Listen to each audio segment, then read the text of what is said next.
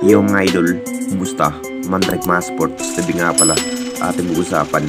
Breaking news, Steph Curry lilipat na sa Lakers next season at Jimmy Butler may inamin matapos natalo. Pero bago nung nga yan, kung bago pa lang sa aking channel, huwag mong kalimutang subscribe at i-click ang notification bell para like kang updated sa atin dito sa upload natin. So matapos natalo ang Warriors sa kamay ng Timberwolves mga idol sa playoffs, masasabing laglag na rin ang kupunan ng Warriors sa ating liga at ang Timberwolves naman ang nakakapasok sa semis na para mas lalo pang napahina ang nagiging lineup ng Warriors ngayong season.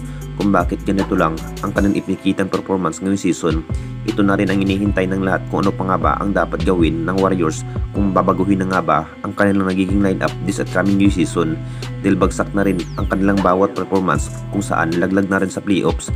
Nanghihinayang na rin ito si Steph Curry mga idol kung bakit ganito lang ang naging situation ng Warriors. Ang plano pa rin ni Steph Curry, posibleng lilipat na nga ba sa Lakers next season.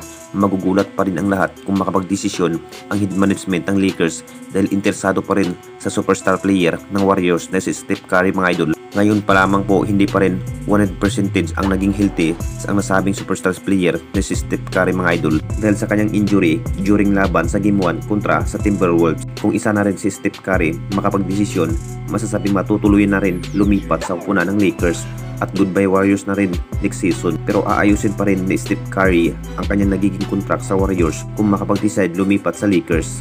At dito na naman tayo sa isa pa nating balita. Jimmy Butler may inamin matapos natalo.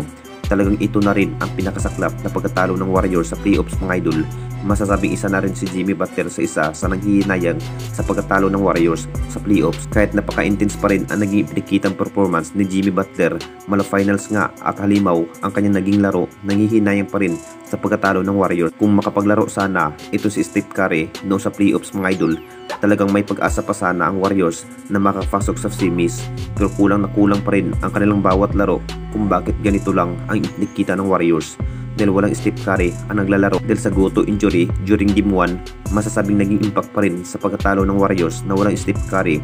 Maganda sana na may Steph Curry dahil naging factor rin sa outside shooting, makapagtala pa rin ng maraming maiitala ng triple-double sa field mga idol. At may inamin na rin si Jimmy Butler sa lahat, posibleng isa na rin siya sa lilipat ng ibang kupunan kung maiiba na rin ang bawat chemistry ng Warriors. Masasabing mapapahina nga ang magiging lineup next season. Ito na rin ang inamin ng nasabing player kung makapagdesisyon na posibleng lilipat na sa ibang kupunan dahil sa pagkasaklap nga sa pagkatalo ng Warriors ngayong season. Anong masasabi ninyo mga idol tungkol sa ating video?